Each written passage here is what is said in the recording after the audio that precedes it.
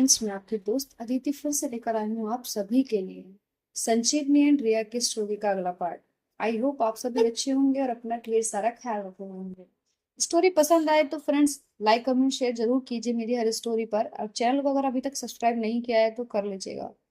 तो चलिए बिना किसी देरी के शुरू करते हैं अपनी कहानी का अगला पार्ट। पिछले पार्ट में आपने सुना था कि कुछ अच्छे स्पेशल मोमेंट्स के बाद एक नई सुबह आती है, और उस सुबह के साथ एक और मेंबर आता है, संजीवनी की लीगल असिस्टेंट, जिसे देखकर ऐसा लगता है कि जैसे वो शायद संजीवनी की ओर अट्रैक्ट है, या ये कहूँ कि शायद वो कुछ फीलिंग्स रखती है, बट अभी उसने अपनी इस फीलिंग को एक्सपोज नहीं किया था। और उसी के साथ वो आज संजीवनी से मिली थी उसका डेली रूटीन उसे बताने के लिए, क्योंकि संजीवनी कुछ दिन से अपने कोर्ट ऑफिस नहीं गई थी, तो वो आज खुद ही चलकर आ जाती है। और उसे देखकर रिया शायद थोड़ा सा अनकंफर्टेबल फील करती है, और संजीवनी की लीगल असिस्टेंट मेघना एक कैंपिंग का सुझाव देती है, एक कैंपिंग ट्रिप का सुझाव देती है, जिसके लिए शायद सभी एग्री होते हैं। तो चलिए अपना आगे पार्ट की स्टार्टिंग करते हैं और एक नए सफर की ओर चलते हैं हम सब।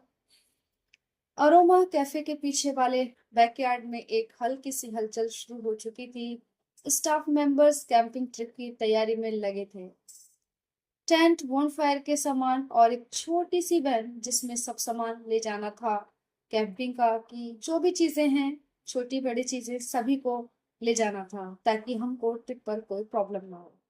प्रिया एक एक चीज पर्सनली चेक कर रही थी, लेकिन हर दूसरे पल उसकी नजर कैफे के दरवाजे की तरफ चली जाती, जैसे किसी खास के इंतजार में हो। तभी संजीवनी पिछले दरवाजे से आई, एक कॉम्फी हुडी और ट्रैक पैंट्स में, बालों को लूजली बांध रखा था और आंखों में वही प्यार भरा सुकून। रिया उसे देखते ही मुस्कुराई, लेकिन कुछ कहने से पहले संजीवनी ने उसका हाथ पकड़ लिया। तुमने सब संभाल लिया, मुझे तुम पर नाज है। रिया ने हल्का सा हाथ दबाया। तुम हो तो सब संभल जाता है। थोड़ी ही देर में सब लोग पैन में चढ़ने लगे। मेघना ने कॉर्नर सीट ले ली और एक बार फिर उसकी आंखों ने रिया और संजीवनी के बीच के रिश्तों को पहचानना चाहा। उसके चेहरे पर कुछ था, नफरत नहीं, लेकिन पॉजिटिवनेस। वैन में रिया और संजीवनी एक साथ विंडो सीट पर बैठी थी। सफर की शुरुआत हुई तो एक हल्का रेट्रो हिंदी सॉन्ग प्ले हुआ। है मेरे हम सफर, एक जरा इंतजार, सुन सदाएं दे रही है मंजिल प्यार की। प्यार ने जहाँ पे रखा है कदम, है मेरे हम सफर, एक जरा इंतजार, सुन सदाएं दे रही है मंजिल प्यार की। प्यार ने जहाँ पे रखा है झूम के कदम, एक बार वहीं से खुला है कोई रास्ता, वहीं से गिरी है दीवार। रोके कब रुकी है मंजिल प्यार की, है मेरे हम सफर, एक जरा इंतजार। और इस सॉन्ग के साथ मन ही मन रिया भी गुनगुना रही थी। बाहर हवाओं में ठंडक थी, बादल धीरे धीरे धूप से खेल रहे थे। रिया ने अपना सिर संजीवनी के कंधे पर रख दिया। क्या तुम्हें कभी डर लगता है किसी और के आने से हमारे बीच कुछ बदलने लगा तो? संजीवनी ने उसका हाथ अपने दोनों हाथों में ले लिया। रिश्ते डर से नहीं, भरोसे से जीते जाते हैं। तुम हो, मैं हूं, बाकी सब तो सिर्फ बादल हैं, आते हैं, जाते रहते हैं।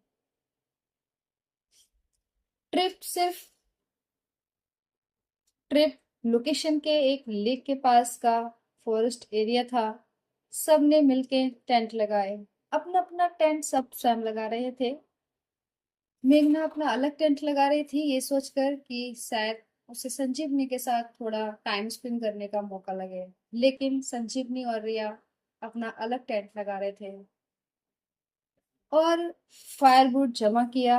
रिया ने संजीवनी का टेंट थोड़ा अलग तरीके से सजाया था। एक कोजी सा ऑरेंज कलर का टेंट जिसमें छोटी लाइट्स लगाई गई थी और अंदर एक दो कंफर्टर और छोटी सी कुशन्स।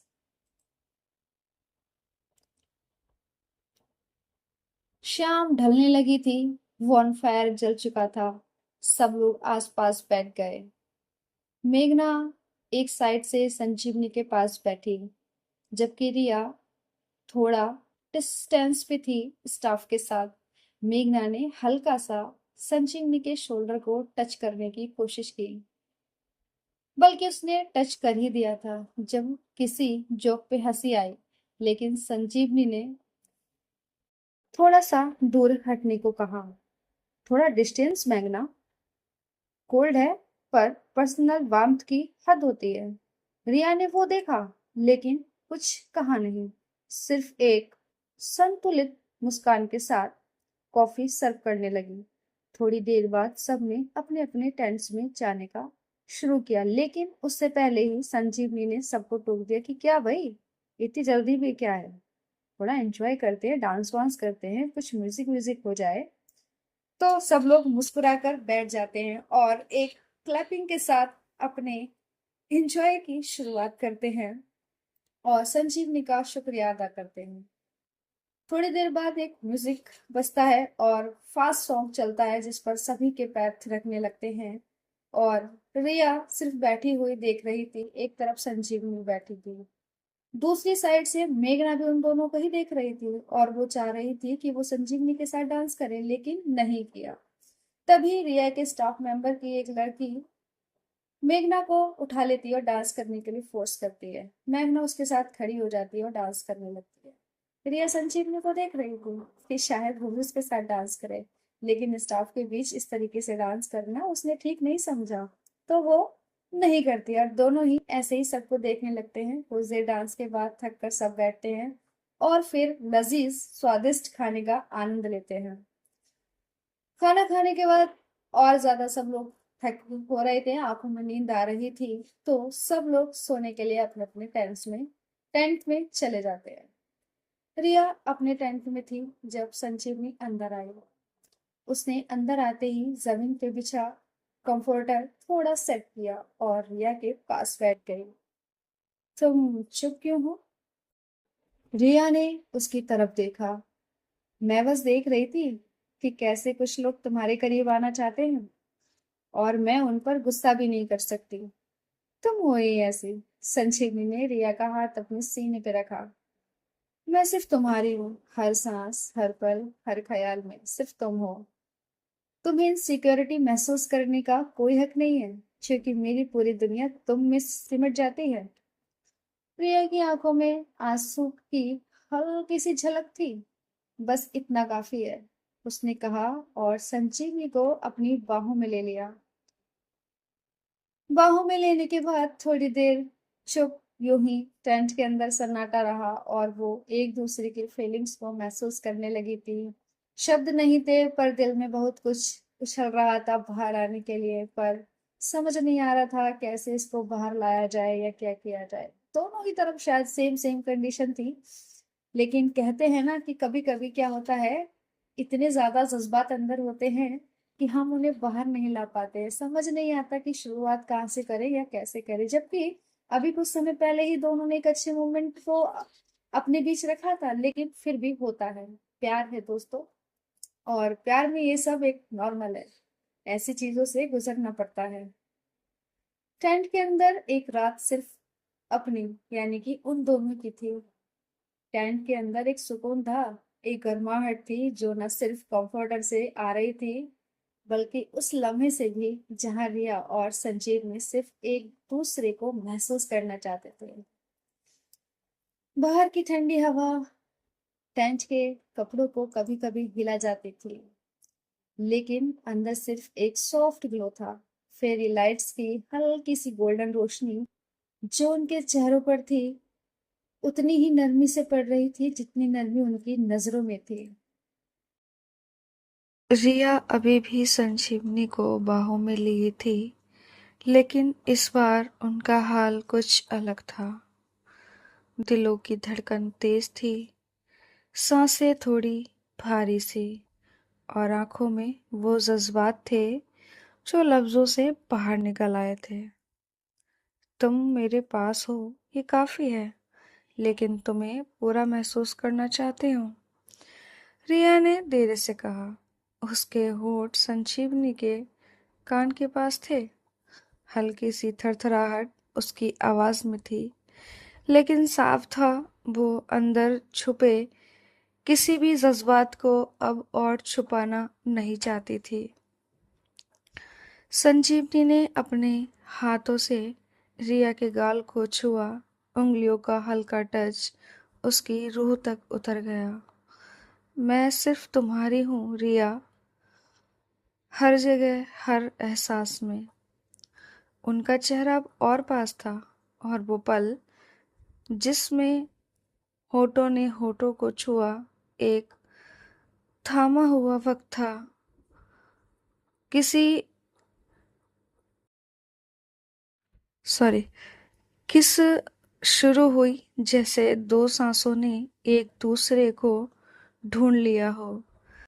धीरे धीरे वो किस गहरी होती गई, पहले हल्की, फिर और इंटेंस।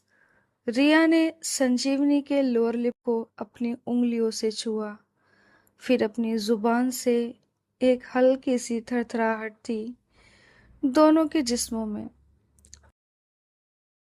कंफर्टर के ऊपर रिया ने संजीवनी को धीरे धीरे नीचे लिटा दिया, जैसे हर अंग की इजाजत लेकर, हर स्टेप को महसूस करते हुए। दोनों के हाथ अब एक दूसरे के बदन पर थे, कभी कमर पर, कभी गर्दन के पीछे, और कभी कमर के नीचे तक। वो एक्सप्लोरेशन थी, प्यार भरी और शर्म से भरी हुई भी। तुम्हारी स्किन इतनी नर्म, जैसे बस रात भर छूती रहूं, रिया ने कहा। संजीवनी की गर्दन पर अपने होठों के छोटे छोटे किस छोड़ते हुए संजीवनी ने आंखें बंद कर ली थी, लेकिन हर टच पर उसका जिस्म रिस्पॉन्स कर रहा था। कभी हल्की सी आह के साथ, कभी एक सिसकियां, और कभी रिया के बाल को पकड़ लेना। रिया ने संजीवनी के कुर्ती के बटन्स एक एक करके स्लोली खोलने शुरू किए, और हर बटन के साथ एक पल का इंतजार, जैसे उसकी इजाजत मांग रहा हो। और संजीवनी ने आँख खोलकर बस इतना कहा, आज रात सिर्फ हम हैं, मुझे महसूस करो। बाहर ठंडी हवा थी, लेकिन टेंट के अंदर का माहौल एकदम गर्म हो चुका था। रिया ने उसकी कुर्ती को पूरी तरह उतार दिया और उसकी स्किन पर अपने होठों का सफर शुरू किया। पहले कॉलर बोन, फिर उसके सीने पर। हर किस में कशक थी, हर टच में एक ठहराव। संजीवनी का हाथ रिया के पीछे से होते हुए उसकी कमर के नीचे चला गया, और फिर उन्होंने एक दूसरे को इतना करीब महसूस किया, जैसे दोनों जिस्म एक ही सांस में जी रहे हों। टेंट के अंदर सिर्फ उनकी सांसें चलनी थी, एक दूसरे के नाम पर। छोटी छोटी आहें और मैट्रेस का हल्की सी चेक, एक रोमांटिक सेंसुअल रिदम में।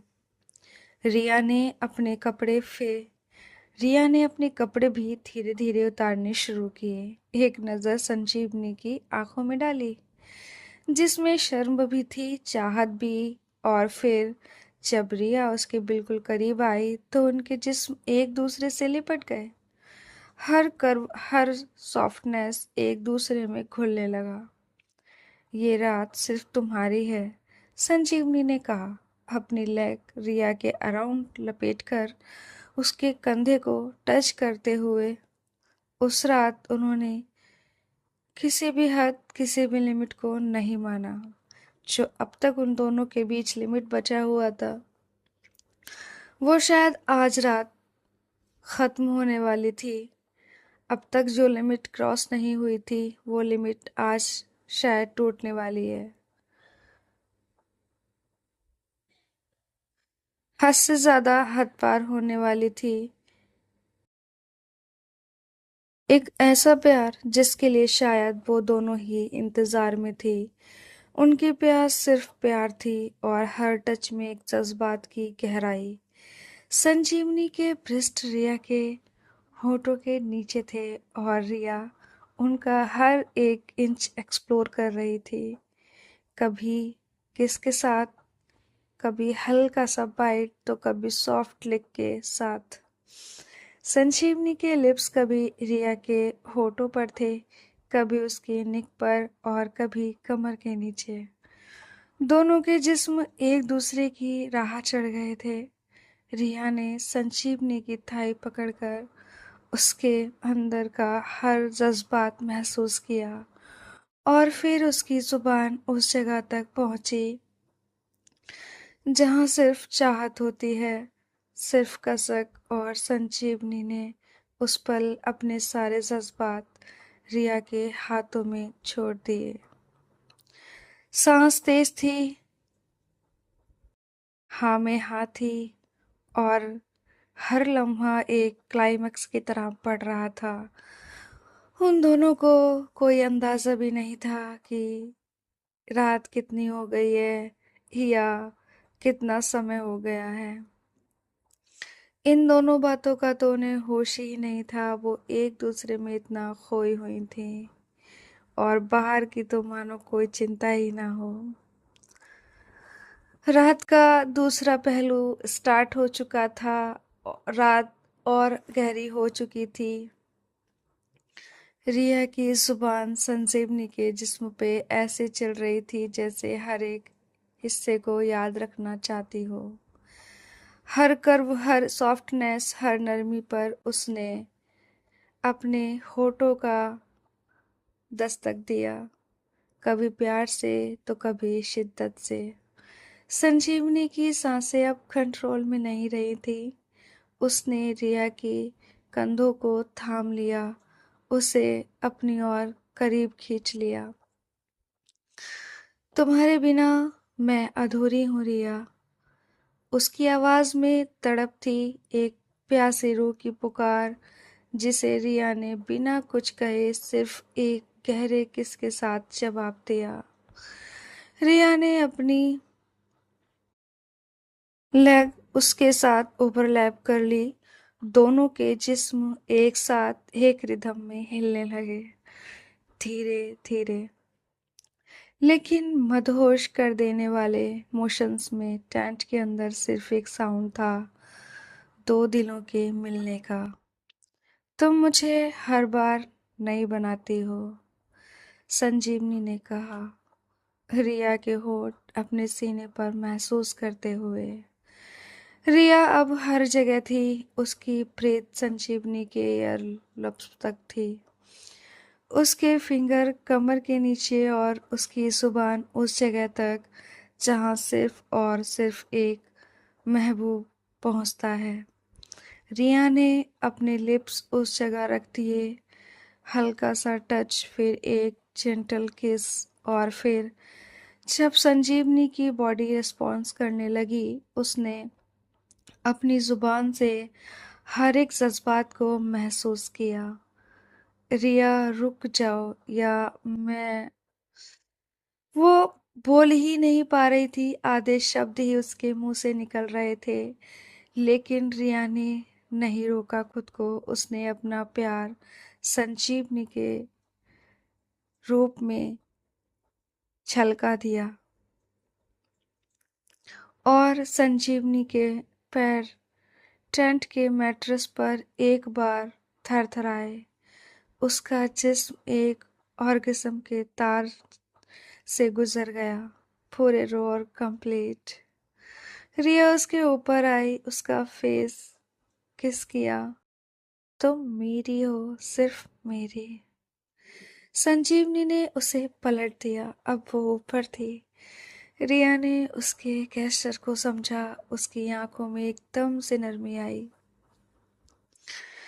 संजीवनी ने रिया के होंठ चूमे, लेकिन इस बार किस में सिर्फ प्यार नहीं, कंट्रोल था। मुझे भी महसूस करने दो कि तुम कैसी लगती हो जब सिर्फ मेरी होती हो।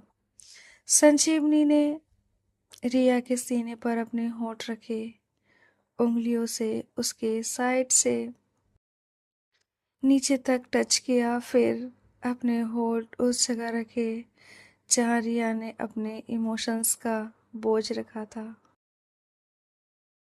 हर टच उसकी रूह तक जा रहा था। रिया के होठों से बस आह निकल रही थी और एक बात बार बार, संजीवनी प्लीज और पास आइए।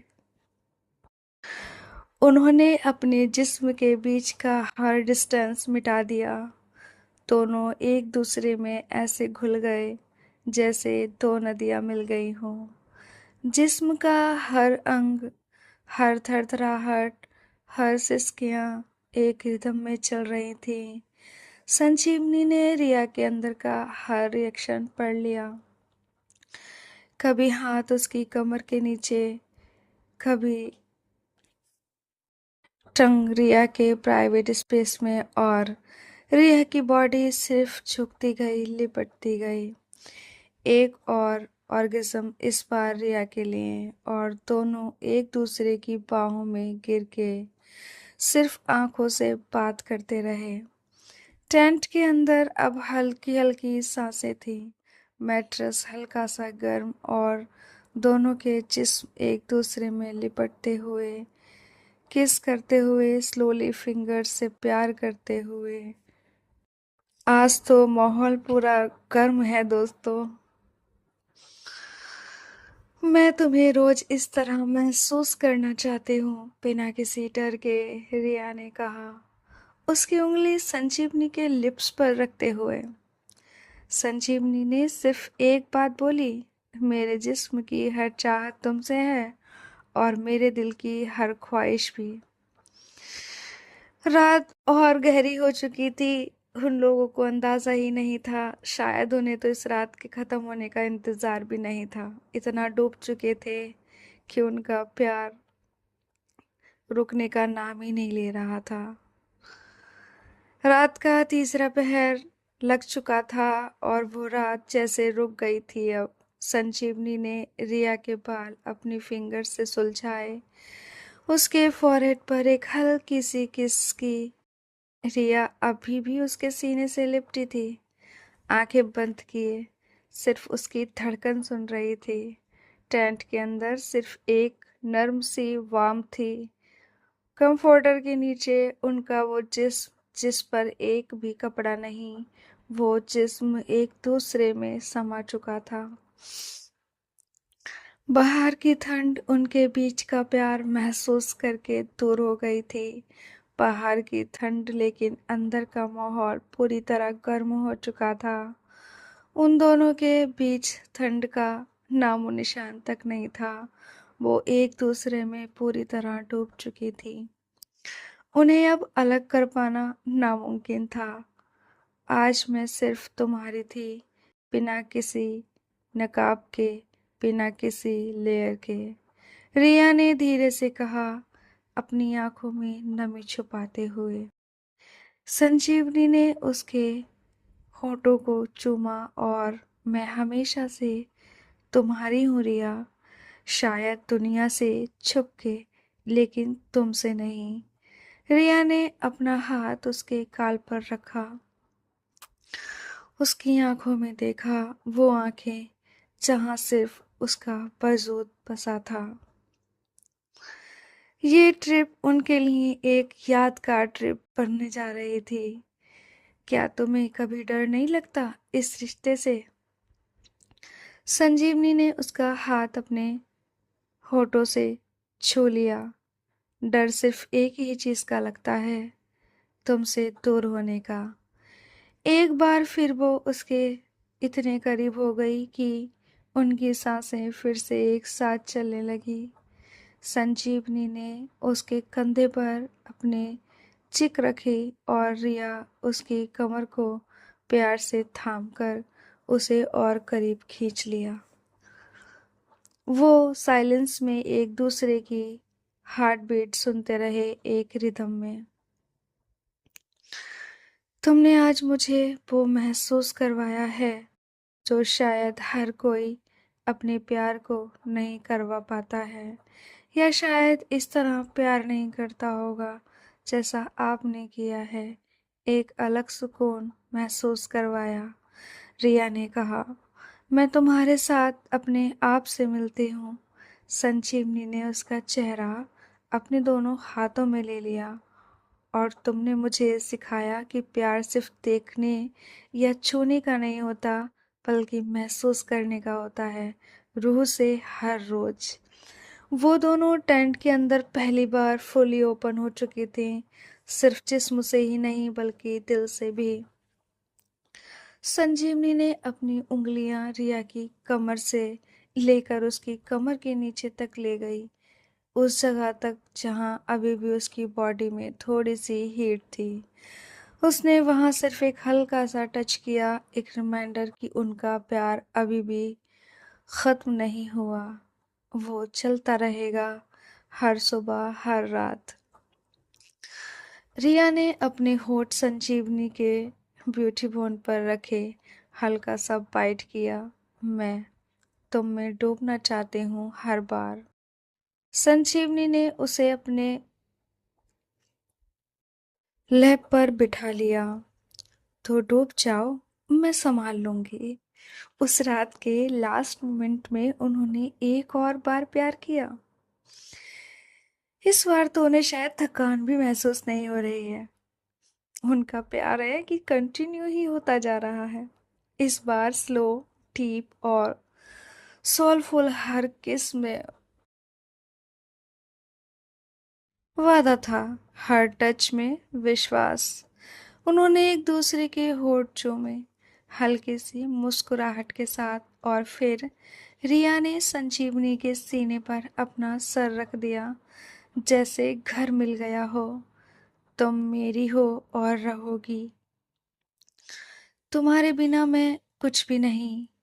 सुबह अब दूर नहीं थी, लेकिन उस रात एक नई कहानी लिखी जा चुकी थी, जिस्म से रूह तक की। टेंट के बाहर हल्की ठंड थी, लेकिन उनके टेंट के अंदर सिर्फ एक दूसरे का साथ की गर्माहट थी। संजीवनी ने धीरे से पूछा, कल सुबह लेक के पास चलें? सिर्फ हम दोनों। रिया ने सिर हिलाया। वही तो चाहती हूँ, एक ऐसी सुबह जिसमें कोई और न हो।